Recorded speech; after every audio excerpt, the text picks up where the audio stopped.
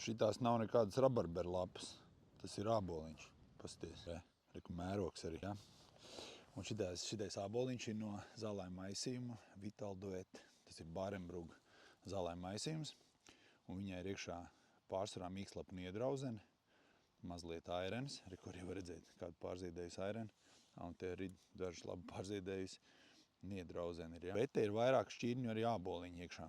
Ir šitie te liela lapu āboliņi, pasties kādas milzonīgas lapas, tā kā rabarberam.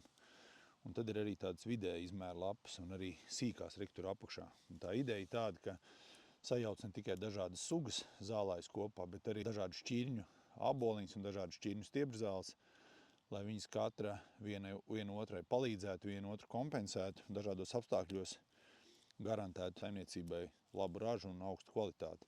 Un arī, lai aizpildītu rekur visus stāvus tam zālājiem, gan pirmo stāvu, gan arī augšējo stāvu.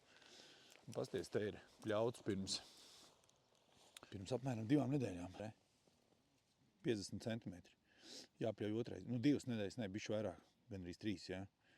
Kā, pagaidi. 3 nedēļas stabili atvainojos, ja? Bet ir jāpļauj. Tā kā visiem novēlu. Čau. Labu veiksmi.